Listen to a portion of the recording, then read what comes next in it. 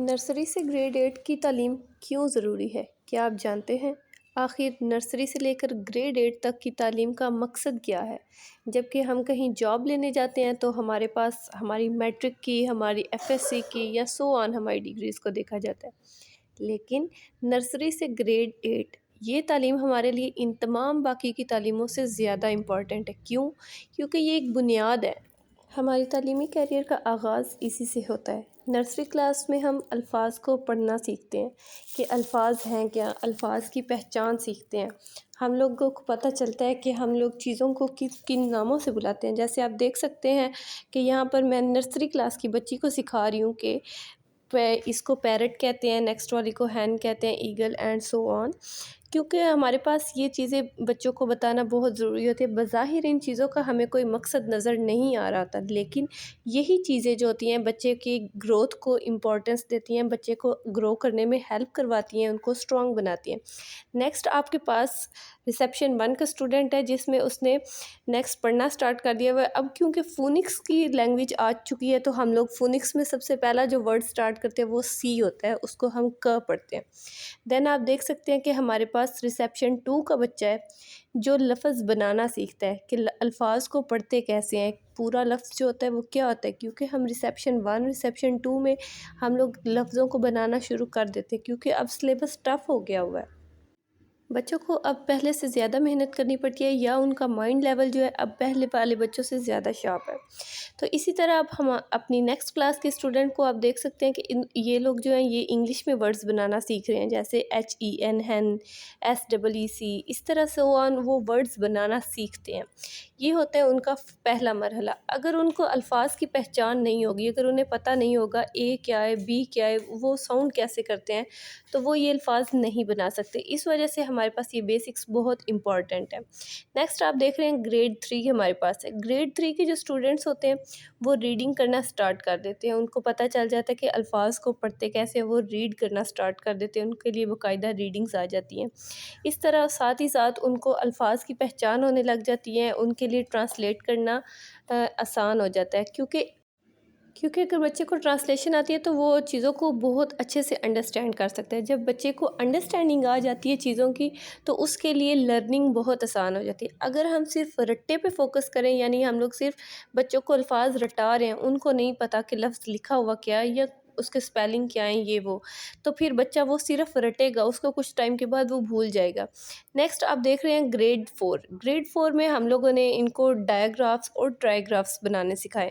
ڈائیگرافس کیا ہیں؟ جس میں ہمارے پاس فرسٹ 2 ورڈز میں اسپیشل ورڈز ہوتے ہیں جیسے چ، تھ، اس کے بعد ٹرائی کا مطلب بھی 3 ہوتا ہے، تو 3 ہم لوگ اس میں اینڈ والے ورڈز جو ہے نا لے کے آ رہے ہیں، جیسے IGH تھا۔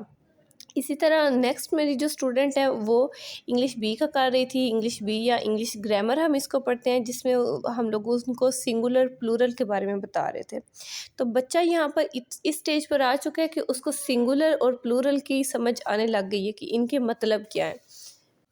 جب بچے کو سنگولر پلورل کا پتہ ہوگا تو ریڈنگ میں جب اس طرح کے ورڈز آئیں گے تو ان کو پتہ ہوگا کہ ہم کسی ایک چیز کے بارے میں بات کر رہے ہیں یا ہم زیادہ چیزوں کے بارے میں بات کریں۔ اب ہمارے پاس نیکسٹ کلاس آ گئی کلاس 5۔ کلاس 5 کا سلیبس تھوڑا سا ٹف ہوتا ہے، اس میں آپ کو پتہ ہے اب بورڈ کی ایگزامس بھی ہوتے ہیں، اس میں ہم لوگ ڈفرینس کرنا سیکھتے ہیں، اور اس کے علاوہ ہم لوگ خود سے سنٹینس بنانا سیکھتے ہیں۔ بچوں کے پاس اتنی ایبلٹی آ جاتی ہے کہ بچہ خود سنٹینس بنانے لگ جاتا ہے، یعنی اس کی گرپ اتنی اسٹرانگ ہو جاتی ہے، چاہے وہ لیسن آپ کا انگلش ہے، سائنس ہے یا اردو ہے، کوئی بھی سبجیکٹ ہوگا تو وہ اچھے سے اپنے سنٹینس کو بنا سکتا ہے۔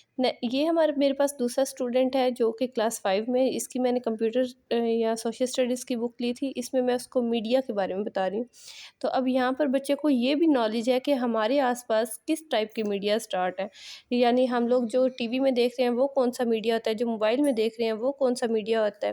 میں نے سوچا اب صرف میں انگلش کی بکس لے کر چل رہی ہوں تو اب کیوں نہ میں تھوڑی اردو کو لے کے چلوں، تو میں نے سب سے پہلے اسلامیہ سے سٹارٹ لیا کہ بچہ یہاں پر دیکھے 6 کلاس میں خود ریڈنگ کر رہا ہے اور اور اسی بچے سے اگر میں ٹیسٹ لیتی ہوں تو وہ یہ صرف ریڈ کر کے اس کے مائنڈ میں بیٹھ جائے گا، تو وہ خود بخود جو ہے یہ اس کے بارے میں لکھنا سٹارٹ کر دے گا، یعنی سیلف رائٹنگ 6 کلاس کے بچے کو آنا سٹارٹ ہو جاتی ہے، کچھ نہ کچھ وہ لکھ پاتا ہے۔ ریڈنگ کی گرپ اس کے لیے بہت اچھی ہو جاتی ہے، وہ بہت ساری چیزوں کو انڈرسٹینڈ کرنے لگ جاتا ہے، اور ہمارے پاس میتھمیٹکس میں ان کے ملٹیپلائی ڈیوائڈ اس طرح کے کویسچنز آ سکتے ہیں۔